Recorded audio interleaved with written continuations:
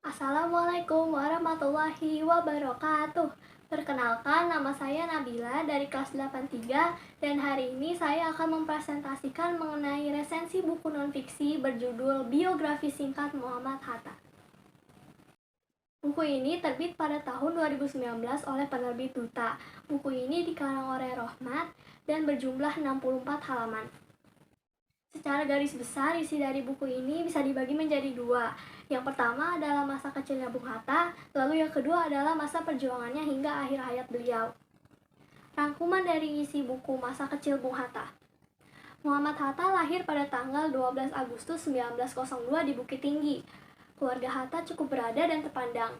Hatta juga adalah seorang anak yang memiliki semangat belajar yang tinggi, cerdas, dan berpengetahuan luas. Hatta sudah bisa membaca dan menulis sejak kecil, sehingga Hatta dimasukkan ke sekolah rakyat selama 3 tahun. Lalu Hatta melanjutkan pendidikannya di sekolah Belanda, ILS, setara SD selama 3 tahun sisanya.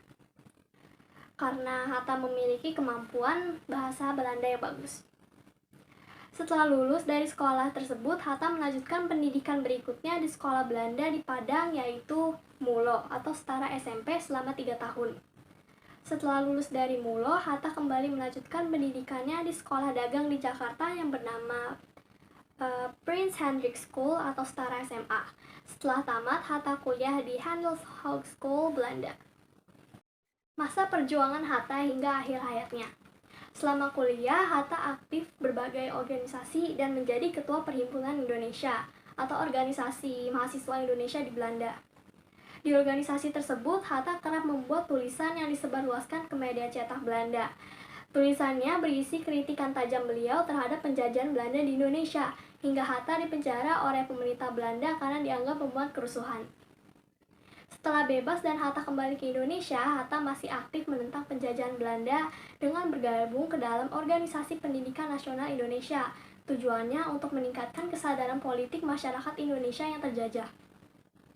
Semangat perjuangan Hatta begitu tinggi hingga dianggap berbahaya oleh pemerintah kolonial Belanda. Ia lalu diasingkan ke Digul, lalu Banda Neira. Barulah setelah Belanda pergi dan Jepang berkuasa, Hatta kembali ke Jakarta. Hatta terus berjuang melalui gerakan politik untuk menentang penjajahan Jepang.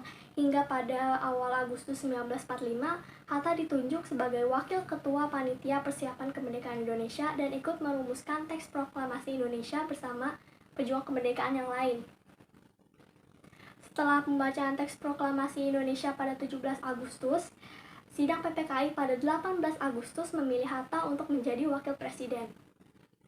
Pada saat itu, Hatta banyak terlibat dalam kegiatan diplomasi Indonesia, baik sebagai wakil presiden maupun perdana menteri. Perjuangan dan semangat nasionalisme beliau terus berlanjut hingga beliau menghembuskan napas terakhirnya pada tanggal 14 Maret 1980. Sebagai penghargaan, namanya diabadikan sebagai nama bandar udara bersama sahabatnya yaitu Soekarno-Hatta.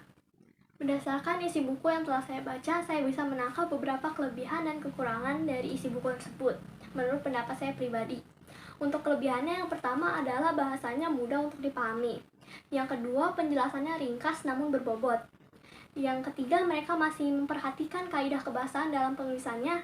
Lalu yang keempat adalah terdapat gambar-gambar yang berwarna sehingga menarik untuk membaca.